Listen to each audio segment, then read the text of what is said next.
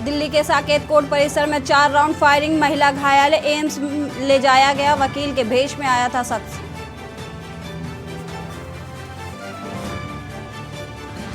Civil service day पर विज्ञान भवन जाएंगे पीएम मोदी, आईएएस अधिकारियों को करेंगे संबोधित, अच्छा काम करने वाले अफसरों को भी देंगे अवार्ड। कर्नाटक दौरे पर अमित शाह आज देवनहल्ली में करेंगे रोड शो, चुनाव की घोषणा के बाद पहला दौरा।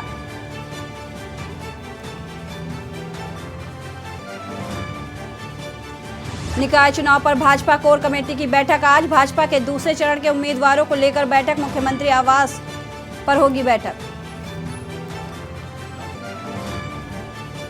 शाइस्ता कोर्ट में कर सकती हैं सरेंडर, प्रयागराज पुलिस ने कोर्ट में बढ़ाई सुरक्षा, सादे कपड़े में महिला सिपाही तैनात की गई, उमेश हत्याकांड में नामजद आरोपी है शाइस्ता।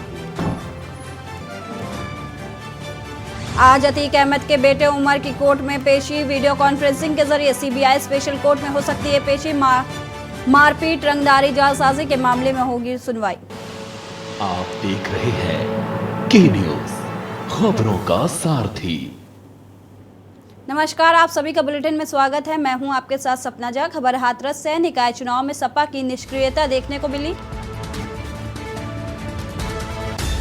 सपा ने चेयरमैन प्रत्याशी भी किए घोषित। सपा कार्यालय पर पड़ा ताला। रावत कॉलोनी में सपा कार्यालय में पड़ा ताला। खबर हाथरस से, निकाय चुनाव में सपा की निष्क्रियता देखने को मिल रही है।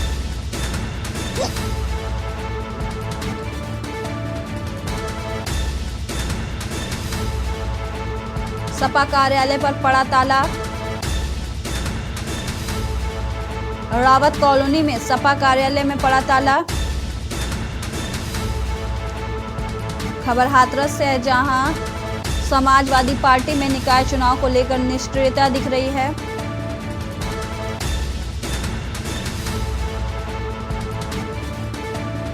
यहां पर सपा कार्यालय पर ताला पड़ा हुआ दिख रहा है।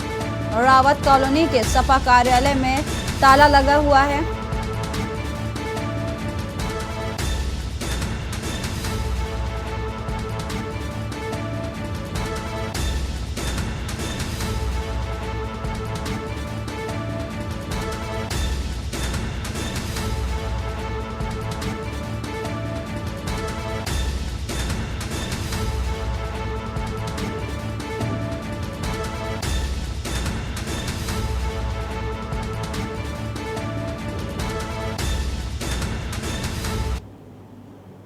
खबर कासगंज से है, जहां किसानों पर ओलावृष्टि, आंधी बारिश का कहर देखने को मिला है।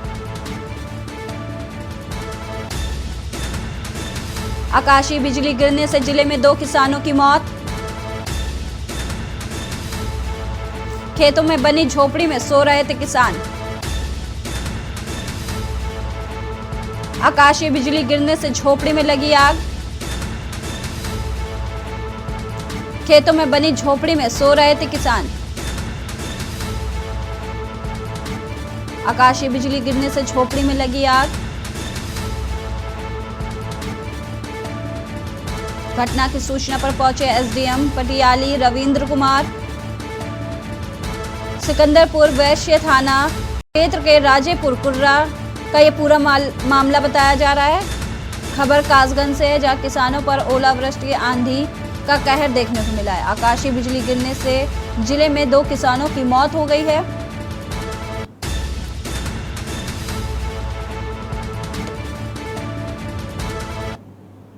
खबर औरैया से है, जहां अलविदा की नमाज को लेकर जिला प्रशासन अलर्ट मोड पर नजर आ रहा है। मस्जिदों के बाहर किया गया सुरक्षा व्यवस्था के इंतजाम। डीएम, एसपी, एडीएम, सीओ सदर कोतवाल ने किया निरीक्षण। मस्जिदों के बाहर किया गया सुरक्षा व्यवस्था के इंतजाम।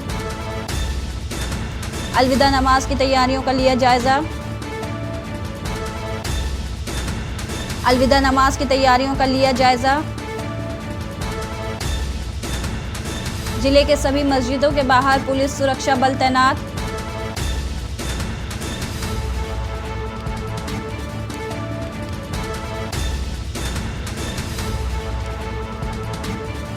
सड़कों पर नमाज न पढ़ने के जिला प्रशासन ने दिए निर्देश।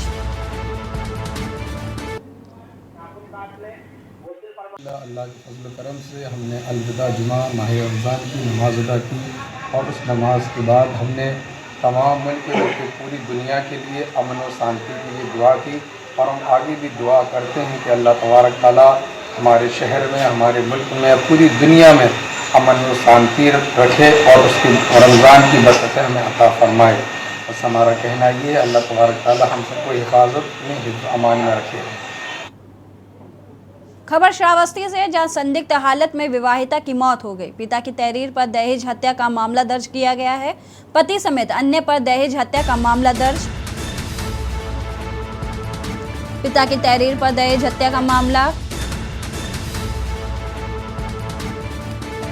पति समेत अन्य पर दहेज हत्या का मामला दर्ज। 3 साल पहले हुई थी मैसर जहां की शादी।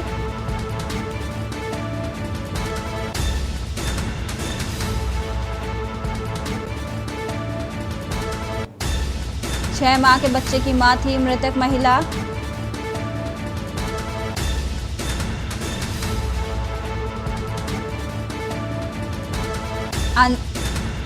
भिनगा कोतवाली क्षेत्र के लखाई बेनी नगर का मामला। खबर श्रावस्ती से, जहां संदिग्ध हालत में विवाहिता की मौत हो गई। वहीं मृतका के पिता ने दहेज हत्या का मामला दर्ज कराया है।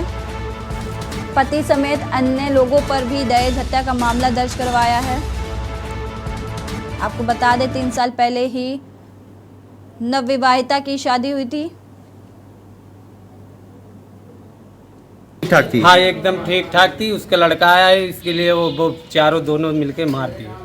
अच्छा, आप जब गए लड़की के घर, हाँ। क्या देखा? उसकी लाश कहाँ पड़ी हुई थी? कैसे किस हालत में थी? उसके लाश एक खटिया पे पड़ी थी, टूटी हुई। कुछ निशान वगैरह? निशान उसकी गला दबा दबा के मारे हैं वो तीनों चार। कौन लोग शामिल हैं इसमें मारने में? वो 4 लोग हैं खाली बात। लड़की के पति क्या नाम है? लड़की का पति का नाम है रियाज। अच्छा, कहाँ है ससुराल? ये लखाई बेनी नगर लखाई में। और उसके भाई का नाम है आज़ाद और उसके बाप का नाम है घसियारे और उसकी घसियारे की औरत में। अच्छा, दर्ज हुआ मुकदमा? हाँ, हो गया। खबर बुलंदशहर से, दवाई दिलाने के बहाने दलित किशोरी से छेड़छाड़ का मामला सामने आया है। पड़ोसी 2 युवकों ने किशोरी से की छेड़छाड़।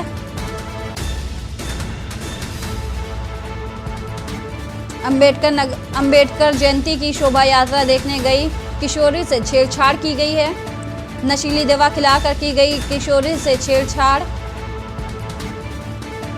अंबेडकर जयंती की शोभा यात्रा देखने गई किशोरी से छेड़छाड़। नशीली दवा खिलाकर की गई किशोरी से छेड़छाड़।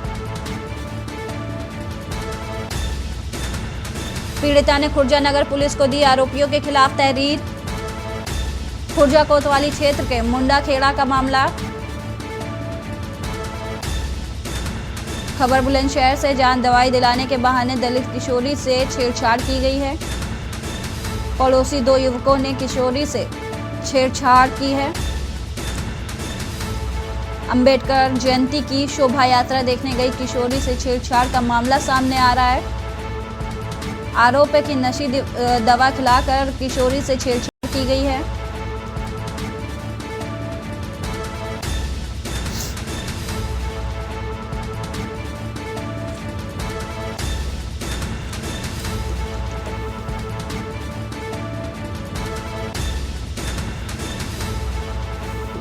खबर बुलंदशहर से बता रहे हैं आपको, जहां खुर्जा कोतवाली क्षेत्र में किशोरी के साथ छेड़छाड़ की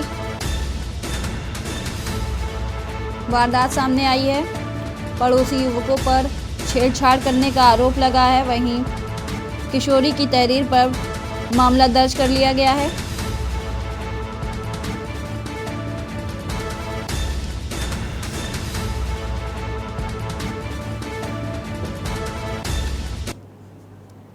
खबर लखनऊ से, यूपी में पिछले 24 घंटे में कोरोना से 5 मरीजों की मौत हो गई है। गाजियाबाद, जौनपुर, चंदौली में एक मरीज की मौत।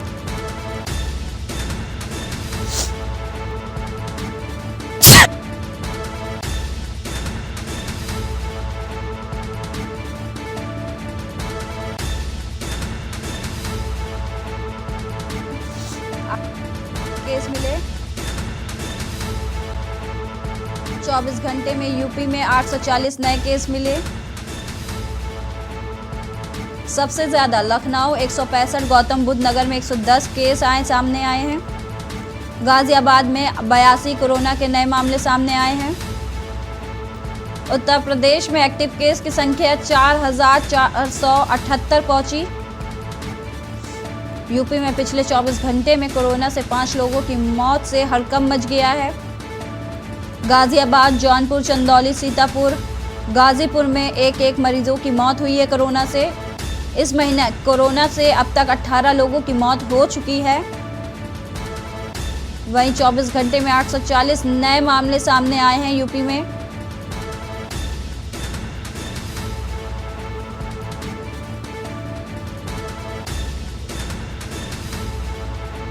बड़ी खबर आपको बता रहे हैं, पिछले 24 घंटे में कोरोना के चलते 5 मरीजों की मौत हो गई है।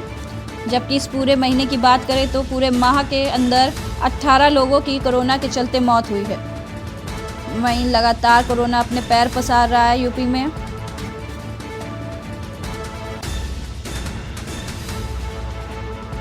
जौनपुर, चंदौली, सीतापुर, गाजीपुर में एक मरीजों की मौत हुई है।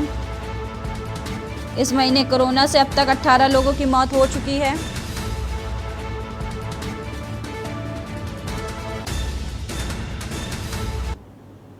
खबर लखनऊ से, जहां स्कूल टाइमिंग का संशोधन किया गया है।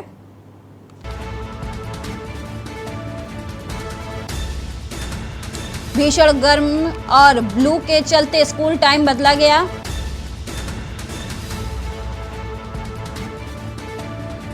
कक्षा 12 तक के सभी स्कूलों की टाइमिंग चेंज की गई है। सभी 7:30 बजे से दोपहर 12:30 बजे तक कक्षाएं चलेंगी। कक्षा 12 तक के सभी स्कूलों की टाइमिंग बदली गई है। सुबह 7:30 बजे से दोपहर 12:30 बजे तक ही स्कूलों का संचालन होगा। 24 अप्रैल से अग्रिम आदेश तक समय निर्धारित रहेगा। जिला अधिकारी कार्यालय ने संशोधित आदेश जारी किया। लखनऊ में स्कूल टाइमिंग का संशोधित आदेश जारी हुआ है। भीषण गर्म और लू के चलते स्कूल टाइम बदला गया। कक्षा 12 तक के सभी स्कूलों की टाइमिंग बदली गई। सुबह 7:30 बजे से दोपहर 12:30 बजे तक ही स्कूलों का संचालन होगा। कक्षा 12 तक के सभी स्कूलों की टाइमिंग बदली गई।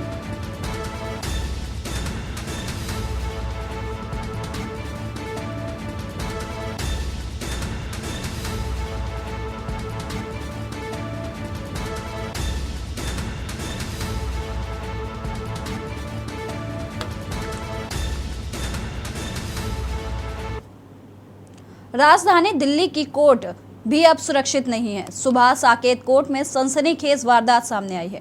साकेत कोर्ट में सुबह एक महिला की गोली मार दी गई। महिला को गवाही के लिए कोर्ट लाया गया था। एनएससी थाना अध्यक्ष ने महिला को अपनी गाड़ी से अस्पताल में भर्ती कराया। घटना के बाद दिल्ली पुलिस में हड़कंप मच गया। सूचना के बाद सारे वरिष्ठ अधिकारी मौके पर पहुंच गए। बताया जा रहा है कि महिला को एक के बाद एक 3 गोली मारी गई। बताया जा रहा है हमलावर वकील की ड्रेस में आए थे और 4 राउंड फायरिंग की गई। दरअसल पति पत्नी का एक मामला था जो कोर्ट में तारीख थी। पति वकील की ड्रेस में आकर पत्नी पर फायरिंग की है, ऐसे सूत्रों के अनुसार मिली जानकारी के अनुसार बताया जा रहा है। वहीं महिला की हालत सीरियस है और उसे दिल्ली के एम्स अस्पताल में भर्ती कराया गया है। मौके पर पुलिस फोर्स तैनात है। क्राइम टीम भी मौके पर पहुंच चुकी है और जांच की जा रही है। बताया जा रहा है हमलावर वकील के भेष में कोर्ट आया था।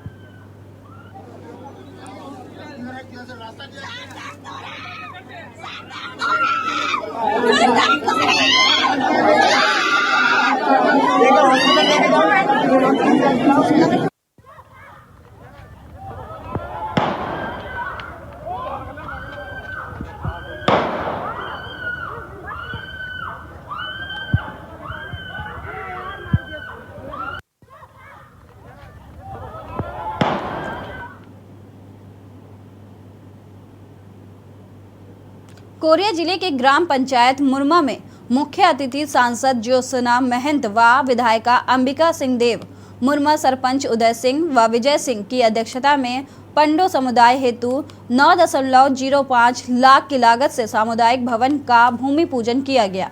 इस अवसर पर भूपेश बघेल व विधायक अंबिका सिंह देव के कार्य से प्रभावित होकर 8 ग्राम पंचायत सरपंचों सहित 250 की संख्या में महिला व पुरुषों ने कांग्रेस में किया प्रवेश। इस कार्यक्रम के आयोजन में पीसीसी सदस्य योगेश शुक्ला, वेदांती तिवारी, बिहारी राजवाड़े सहित ग्रामवासी उपस्थित रहे।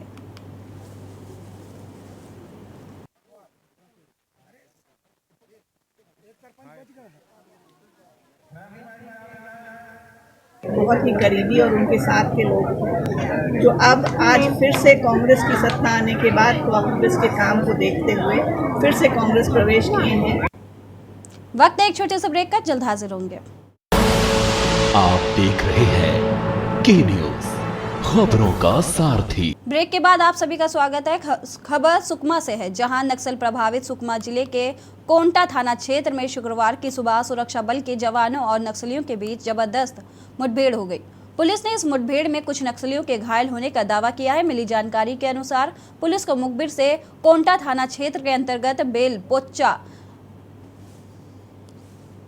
नुलकातोंग और गोमपाड़ के इलाके में नक्सली कमांडर कोसा और मनगड़ू की मौजूदगी की सूचना मिली थी, जिसके बाद डीआरजी की टीम को मौके पर पहुंची। डीआरजी के जवान इस अभियान के दौरान सुबह के वक्त जैसे ही वहां पहुंचे तभी अचानक पहले से घात लगाए बैठे नक्सलियों ने जवानों को देखते ही उन पर फायरिंग करना शुरू कर दिया। फायरिंग होते देख जवानों ने भी मोर्चा संभाला। इसके बाद जवानों ने भी जवाबी फायरिंग की। जवानों को भारी पड़ता देख नक्सली वहां से फरार हो गए।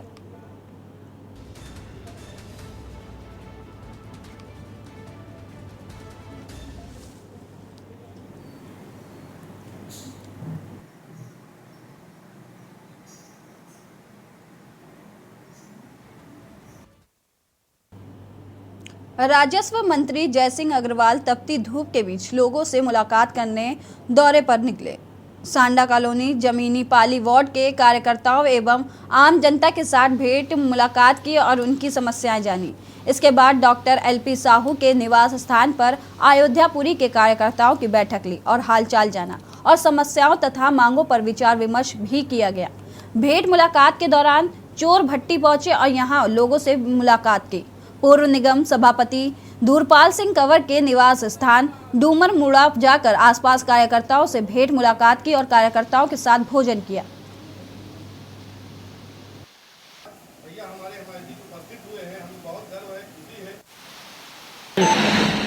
दर्री जोन के विभिन्न ग्रामीण इलाकों का दौरा किया। आपके कुमगरी, डूमरमुड़ा, चोरभट्टी, जमनी पाली, आपके एनटीपीसी, पटेल नगर सहित विभिन्न गांवों का दौरा किया। उसमें ग्रामीणों की तरफ से हमने जब पूछा तो दर्री क्षेत्र के लोगों ने काफ़ी संतोष जाहिर किया कि रोड का निर्माण बड़ी तेज़ी से हो रहा है और जून तक अभी पूर्ण होने की संभावना है। घर घर में नल के कनेक्शन लगाए जा चुके हैं, घर घर में बिजली पहुंचाई जा चुकी है। इसके साथ साथ आपके शिक्षा के क्षेत्र में स्कूल खोले जा रहे हैं।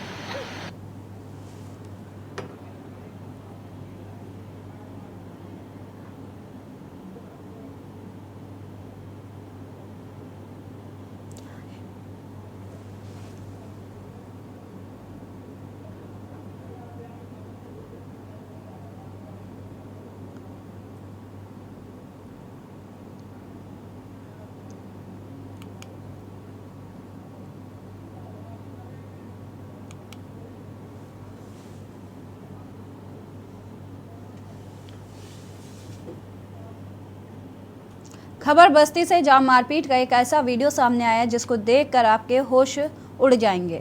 लालगंज थाना क्षेत्र निवासी प्रहलाद अपने 1 दर्जन महिला और पुरुष दबंगों के साथ लेकर बेहिल गांव में जमीन पर कब्जा करने गया था, लेकिन उस समय पीड़ित रामजीत के घर पर सिर्फ महिलाएं ही थी। जैसे ही दबंग भूमि पर कब्जा करने गए तो पीड़ित परिवार की महिलाएं बाहर आ गई और विरोध किया, लेकिन विपक्षी के साथ आई आधा दर्जन से अधिक महिलाओं ने उन पर धावा बोल दिया। जिसमें आधा दर्जन से अधिक महिलाओं को चोटें भी आई हैं।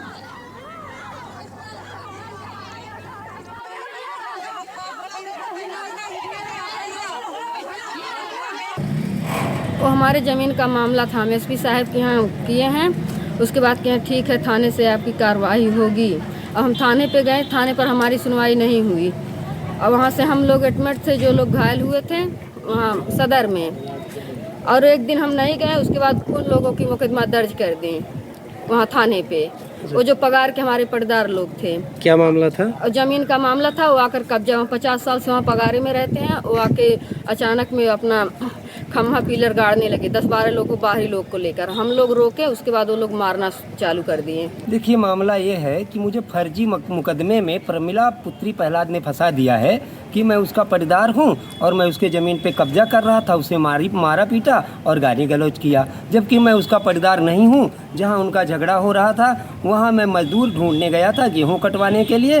हमारे विरोधियों ने एक षड्यंत्र के तहत जो है प्रमिला और उसके पिता को प्रभाव में लेकर हमें फर्जी मुकदमे में भ्रष्टाचार की शिकायत जो मैं जांच करवा रहा हूं, मुझे टेंशन देने के लिए, मुझे परेशान करने के लिए हमारे विरोधियों ने हमें जो है हमारे नाम पे फर्जी मुकदमा करवा दिया है। इसमें बेहिल गांव जो थाना मुंडेरवा का गांव है, इसमें जमीन की कब्जेदारी को लेकर विवाद था। इसमें पतिराम पक्ष और प्रहलाद पक्ष में मारपीट की घटना हुई है। और इसमें चूंकि पतिराम का पक्ष आक्रामक था, इसलिए प्रहलाद के पक्ष से इसमें बलवा और मारपीट की धाराओं में अभियोग दर्ज कर लिया गया है और इसमें विवेचना की जा रही है। और इसमें जो भी तथ्य सामने आएंगे उसी के अनुरूप इसमें कार्रवाई की जाएगी।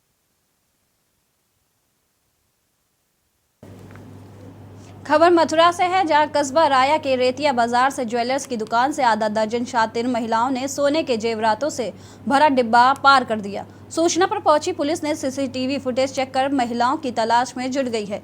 जानकारी के अनुसार रेतिया बाजार में पवन अग्रवाल की प्रिंस ज्वेलर्स के नाम से दुकान है। सूचना पर पहुंची पुलिस ने सीसीटीवी फुटेज खंगाले और शातिर महिलाओं की तलाश में जुट गई। वहीं मंगलवार को भी कुछ महिलाओं ने पंजाब नेशनल बैंक में एक बुजुर्ग के थैले से 1,90,000 रुपए पार कर दिए थे। महिलाओं द्वारा 3 दिन में ये दूसरी बड़ी घटना को अंजाम देकर पुलिस को बड़ी चुनौती दी गई है।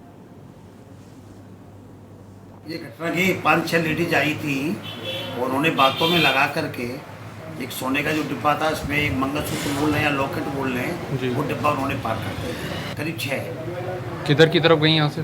ये तो मैं कंफर्म तो नहीं कह सकता। इधर बिहारी जी की मंदिर की साइड में गई है। जो सीसीटीवी में वीडियो वगैरह कह दोगे आप? वीडियो है, वो मैंने पुलिस वालों को दे दिया, उन्होंने अपने कैमरे में।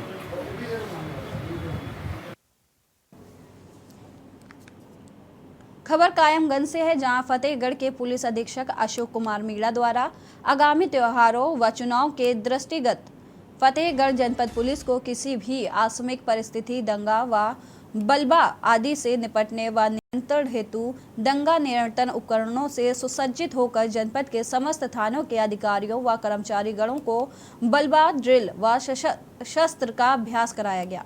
वहीं आगामी चुनाव व त्योहारों के दृष्टिगत रखते हुए कानून व्यवस्था को सुव्यवस्थित तथा प्रभावी बनाए रखने हेतु पुलिस अधीक्षक अशोक कुमार मीणा व अपर पुलिस अधीक्षक डॉक्टर संजय कुमार सिंह द्वारा भारी संख्या में पुलिस बल के साथ पैदल फ्लैग मार्च किया गया। फ्लैग मार्च के दौरान पुलिस अधीक्षक द्वारा आगामी त्योहारों में सुरक्षा व्यवस्था के दृष्टिगत ईदगाह का निरीक्षण कर संबंधित को आवश्यक दिशा निर्देश दिए गए।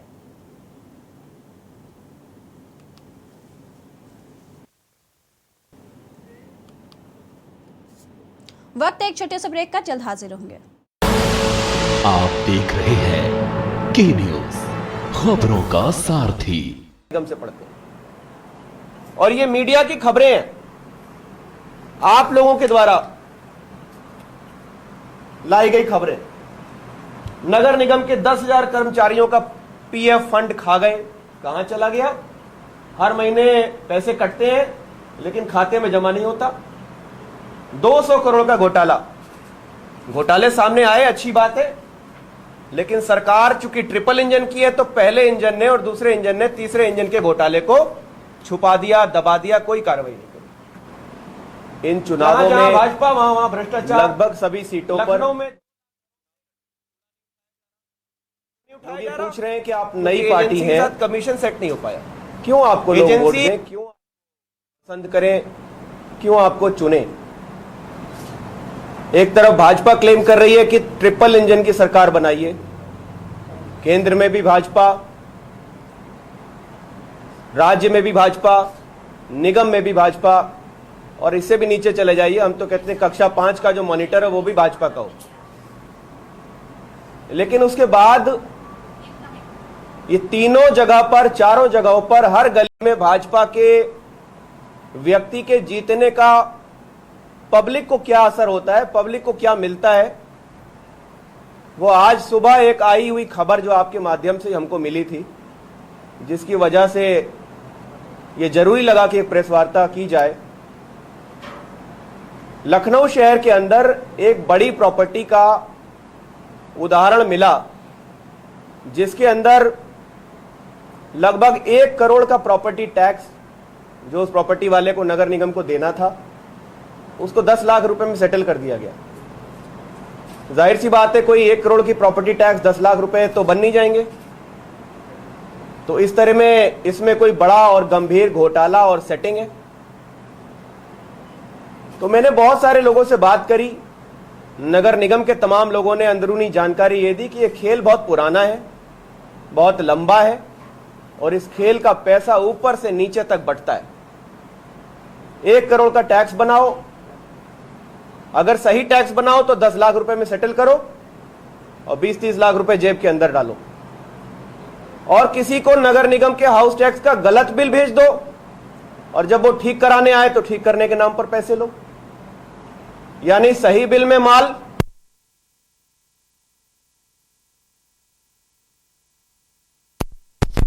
वो निगम की जेब में नहीं जाते, लेकिन अधिकारियों की जेब में दुधारू गाय की तरह माल भरते रहते हैं। तो हमें ऐसा लगा कि ये हाउस टैक्स जो है ये एक बहुत बड़ा मुद्दा है, जो निगमों से लोग जिसके ऊपर परेशान हैं, और किसी भी पार्टी ने इसको आज तक अपने चुनावी घोषणा पत्र में जगह नहीं दी।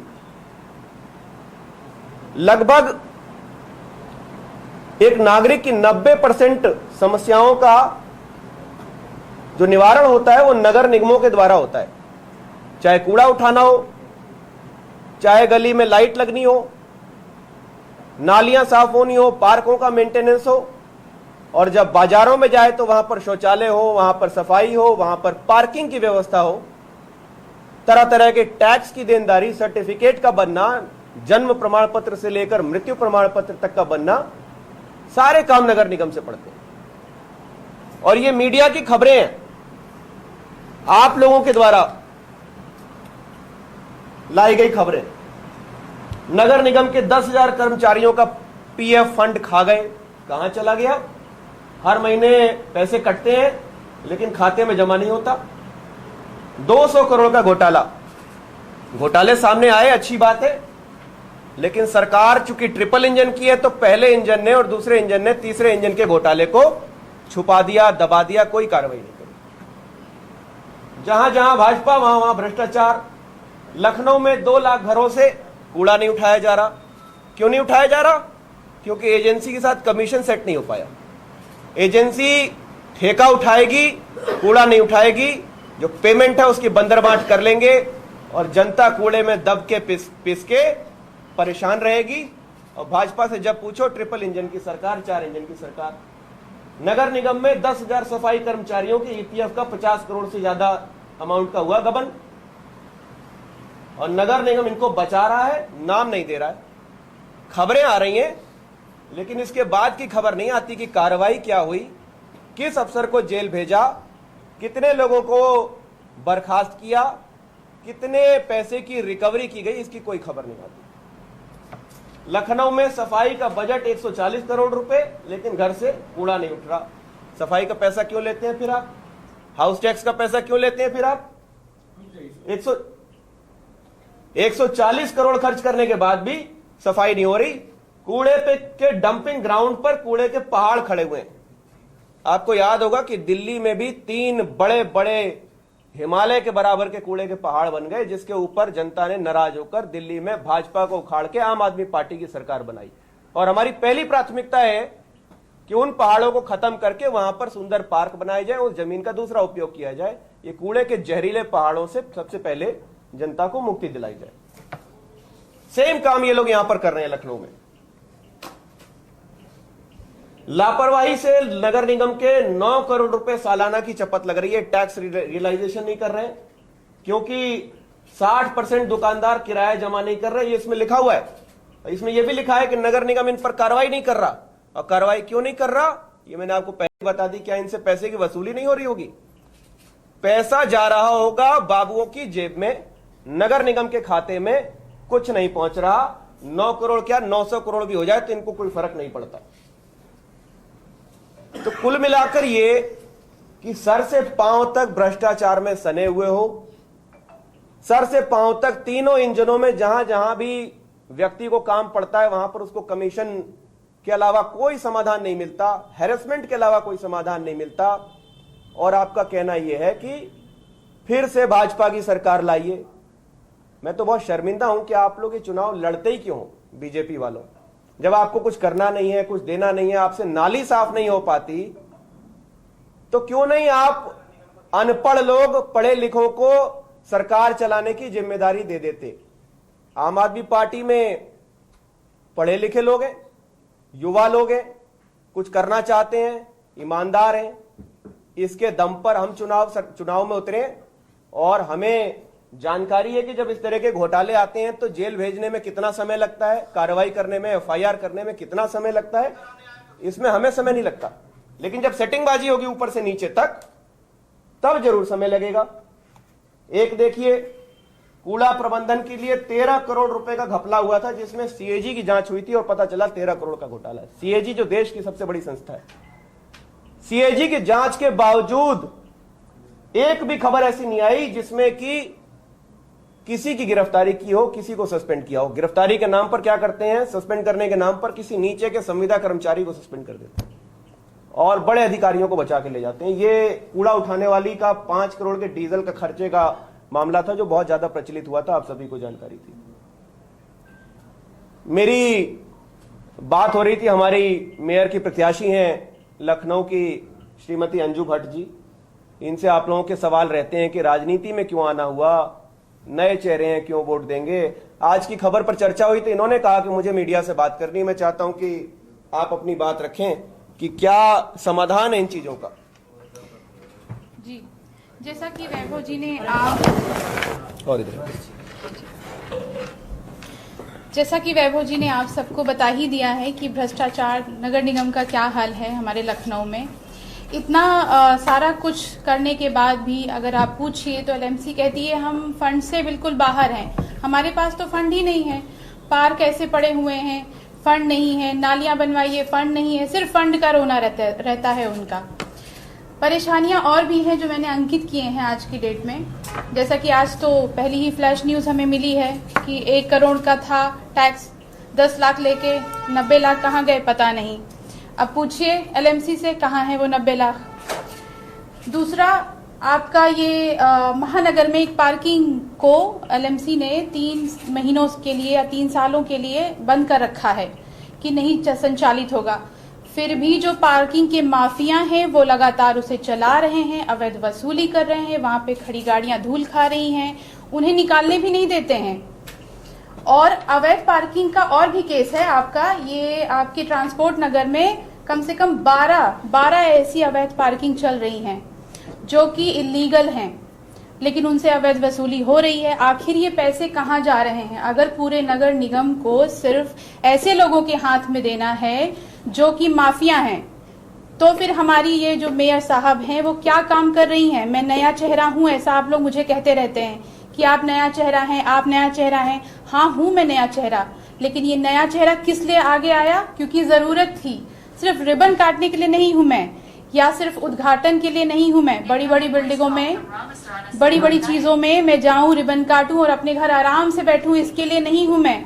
मैं भी एक आम जनता हूं और आम जनता की परेशानियों से परेशान होके आई हूं। तो चेहरा नया पुराना नहीं मायने रखता है, मायने काम रखता है। अगर हम इन चीजों को, सड़क निर्माण हो, नाले निर्माण हो, आपका ये अवैध पार्किंग है, अगर हम इन सब चीजों से, माफियाओं से उनको बाहर नहीं निकालेंगे तो एलएमसी हमेशा और हमेशा किस में रहेगी? घाटे में रहेगी। तो अगर उसको घाटे से बाहर निकालना है तो हमें उस पर काम करना पड़ेगा। टैक्स वसूल के उसको कुछ प्रतिबंधित लोगों के हाथ में देने से अच्छा है जनता के हित में खर्च किए जाएं। अगला मुद्दा मैं आपके सामने रखना चाहूंगी कि आपका 12 ऐसी दुकानें हैं, अवैध दुकानें हैं, जिन्हें किराए पर दे रखा है एलएमसी ने, लेकिन उसका कोई हिसाब आज तक नहीं दिया गया कि वो पैसे कहां जा रहे हैं। और एक मुद्दा है राणा प्रताप रोड पे, जॉबलिंग रोड पे, जो कि क्रॉसिंग के पास है, वहां पर 2 फाउंटेन लगाने की बात हुई थी। 2 फाउंटेन का खर्चा बताया गया था लगभग 12 लाख। आज तक किसी ने वो फाउंटेन देखा? उद्घाटन के लिए तो गए थे, बट वो फाउंटेन है कहाँ, लगे, किसी को दिखे? बस शहर के सुंदरीकरण के नाम पे आप सिर्फ चीजें प्रस्ताव लाते हो, पैसे खर्च करते हो, लेकिन जनता के हाथ में कुछ नहीं आता है। कूड़ा प्रबंधन का जैसे आपको बताया ही है, इन्होंने कूड़ा प्रबंधन का काम ले लिया, लेकिन किया नहीं। क्यों? क्योंकि उसके लिए पढ़ी लिखी सरकार होनी चाहिए ना। अगर हमारी सरकार ऐसी है कि उसमें पढ़े लिखे लोग हैं, तो वो बता सकते हैं कि हम कूड़ा प्रबंधन करेंगे कैसे, प्लास्टिक कैसे उसको खत्म करेंगे, कैसे हम थर्माकोल खत्म करेंगे। सिर्फ एक जगह से उठाकर कूड़ा दूसरी जगह उठाने को हम कूड़ा प्रबंधन नहीं कहते हैं। तीसरा और मैं आखिरी मुद्दा रखना चाहूंगी कि एक 290 कर्मचारियों को, जो कि कहा जाता है घोस्ट कर्मचारी हैं, उनके लिए दिखाकर एक 3 प्राइवेट कंपनियों को सैनिटाइजेशन के नाम पे पैसे दिए गए। लगभग उनको दिए गए 12 करोड़ रुपए कि 290 कर्मचारियों को हमें बांटना है। ना उन कर्मचारियों का कोई पता है, ना उनका कोई लिस्ट है, ना वो जिंदा है। आप अगर स्कैम को देखेंगे, घोस्ट स्कैम के नाम से आपको मिलेगा। तो आखिर ये पैसे जो कुछ पर्टिकुलर लोगों के हाथ में दिए जा रहे हैं और कहा जा रहा है एलएमसी आपका घाटे में है, हमारी सरकार का बस इतना विजन है कि हमको इस भ्रष्टाचार से बाहर निकालना है। लखनऊ को, सुंदर जगहों को सुंदर बनाइए और जो बेकार है उनको बेकार ही रहने दीजिए। गंदी बस्तियां वैसे ही हैं, नालियां वैसे ही हैं। हमारा पुराना लखनऊ जो हेरिटेज कहा जाता है, जिसके लिए दूर दूर से आते हैं लोग घूमने, जिससे फंड मिलता है नगर निगम को, वो हमें क्यों नहीं मिल रहा है? क्योंकि वहां कोई पैर नहीं रखना चाहता है। आप जो खूबसूरत पहले से है आप उस पर ध्यान दे रहे हो, लेकिन आज जो खराब है, जो हमारा हेरिटेज है, उसको मेंटेन करने का काम किसका है? एलएमसी का है। वो नहीं करती है। क्या कर रही है? सिर्फ पैसे इकट्ठा करिए, अपनी अपनी जेबों में भरिए और जनता परेशान रहती है। तो ये भूतों पे जो पेमेंट किए जा रहे हैं, ये बड़ा इंटरेस्टिंग है कि नगर निगम में ऐसे सैकड़ों कर्मचारी ऑन पेपर हैं जो कि असली में कहीं है ही नहीं, सफाई कर्मियों के नाम पर। तो मेयर प्रत्याशी अंजू भट्ट आम आदमी पार्टी से प्रेस कॉन्फ्रेंस में कई अहम बातों का जिक्र करती हुई नजर आ रही थी कि लखनऊ को भ्रष्टाचार मुक्त बनाना है और सीधा निशाना बीजेपी पर। बढ़ते आगे, महोबा के जिला विद्यालय निरीक्षक कार्यालय में तैनात क्लर्क पर संस्कृत महाविद्यालय में तैनात प्रवक्ता द्वारा रिश्वत मांगने का फर्जी आरोप लगाने का मामला सामने आ रहा है। प्रवक्ता की शिकायत पर मौके पर पहुंची विजिलेंस टीम ने आरोपी क्लर्क को हिरासत में लेकर पूछताछ शुरू कर दी है और मामले को झूठा और बेबुनियाद बताया गया। फिलहाल इस मामले में विजिलेंस टीम के अधिकारी कैमरे के सामने कुछ भी बोलने को तैयार नहीं है। फिलहाल इस मामले की जांच की जा रही है। विजिलेंस टीम द्वारा आरोपी को कोतवाली लाकर तैयार नहीं है।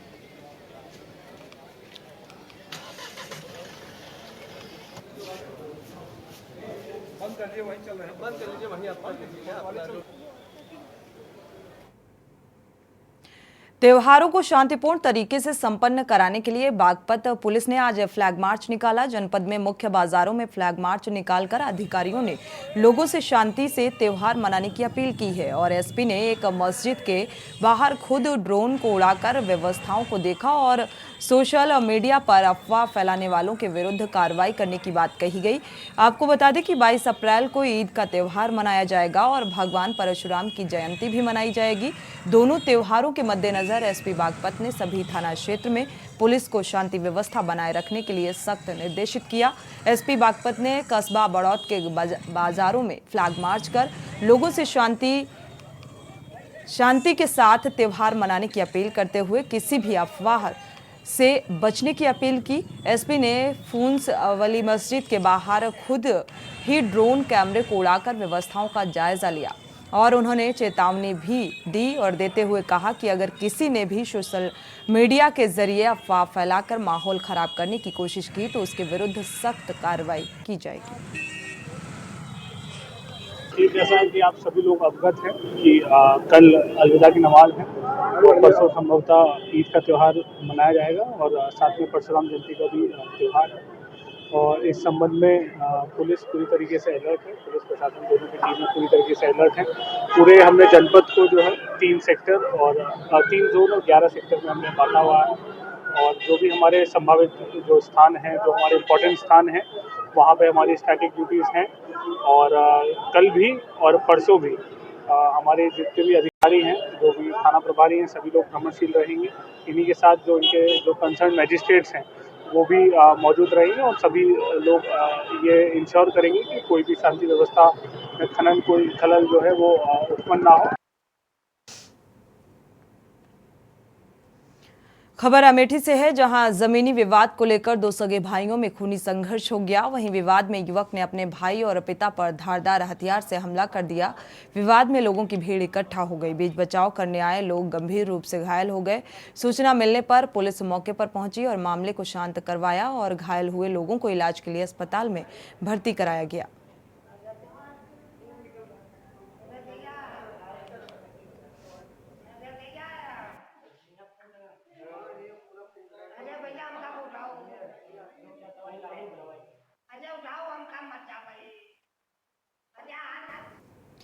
बागपत में नाली साफ करने को लेकर 2 लोगों में विवाद छिड़ गया। विवाद में दबंगों ने एक महिला पर जानलेवा हमला कर दिया। मारपीट में महिला गंभीर रूप से घायल हो गई। परिजनों ने घायल महिला को लेकर जिला अस्पताल में भर्ती कराया और लोगों ने दबंग द्वारा मारपीट को लेकर थाने में इस बात की तहरीर दी गई, लेकिन इसके बाद भी दबंगों के खिलाफ किसी भी तरह की कोई कार्रवाई नहीं हुई, जिसको लेकर परिजनों ने पुलिस पर गंभीर आरोप लगाए हैं। एसपी से न्याय की गुहार लगाई।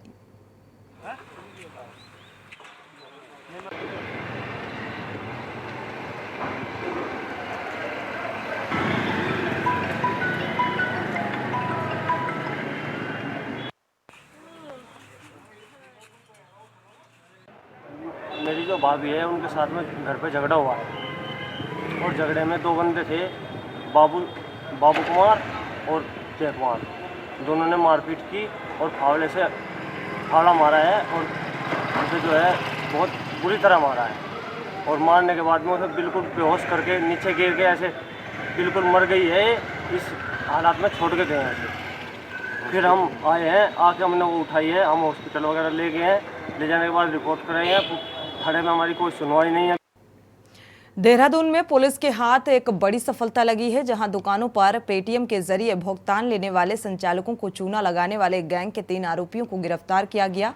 आरोपी अपने आप को पेटीएम का एजेंट बताकर दुकानदारों को ठगी करते थे दुकानदारों से। और आपको बता दें कि आरोपी दून और गाजियाबाद में 2-2, हरिद्वार रुड़की में 1-1 और दिल्ली में 3 वारदात को अंजाम दे चुके हैं। इन्होंने दुकानदारों से 6.5 लाख रुपए का चूना लगाया। डीआईजी और एसएसपी देहरादून दिलीप कुंवर सिंह ने इस बात का खुलासा किया है।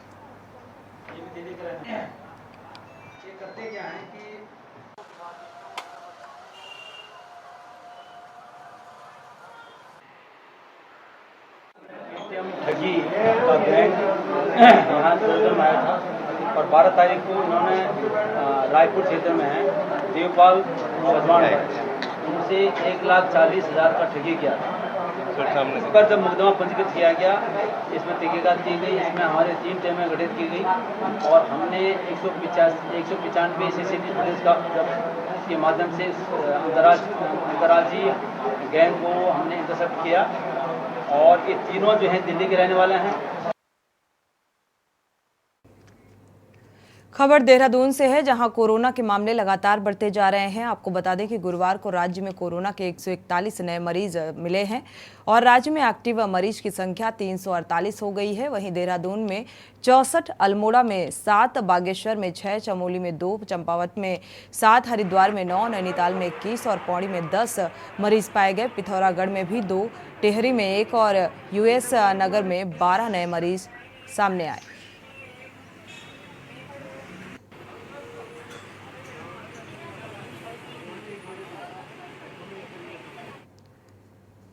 खबर देहरादून से है, जहां 15वें वित्त आयोग का बजट खर्च न कर पाने वाली पंचायतों को विभागीय मंत्री सतपाल महाराज ने कड़ी फटकार लगाई है। उन्होंने ऐसे अधिकारियों और प्रतिनिधियों को कार्रवाई की चेतावनी दी। आपको बता दें कि पंचायती राज निदेशालय देहरादून सभागार में आयोजित समीक्षा बैठक में महाराज ने 15वें वित्त आयोग का पैसा खर्च न होने पर चिंता व्यक्त करते हुए चिन्हित विकासखंड, जिला पंचायत और ग्राम पंचायत अधिकारियों को चेतावनी जारी की। उन्होंने कहा कि बार बार कहने के बाद भी पैसा खर्च नहीं कर रही पंचायतों के विरुद्ध दंडात्मक कार्रवाई की जाएगी।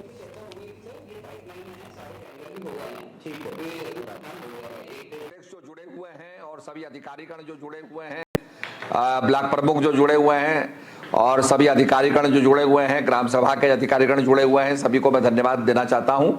और आपने बड़े सौहार्दपूर्ण माहौल के अंदर जो है हमारी बातों को सुना और ये हमारे लिए बहुत ही इम्पोर्टेंट है, क्योंकि मैं दिल्ली में जब मंत्री जी के पास गया तो मंत्री जी ने कहा भाई हमें यूटिलाइजेशन सर्टिफिकेट भेजिए ताकि और पैसा उत्तराखंड को हम दे सकें।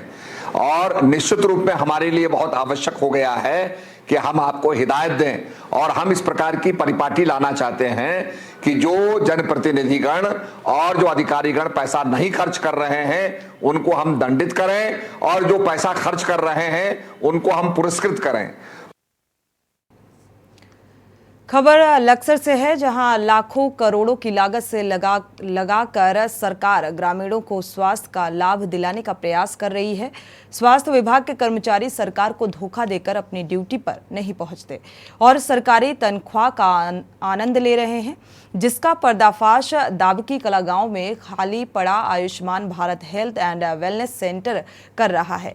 आपको बता दें कि कई सालों पहले दाबकी कला गांव में Ayushman Bharat health and wellness centre बनाया गया था, मगर इसका ग्रामीणों को कोई लाभ नहीं मिल रहा, जिसकी वजह से ग्रामीणों को भारी दिक्कतों का सामना करना पड़ता है। ग्रामीणों ने मामले में कार्रवाई किए जाने की मांग की है।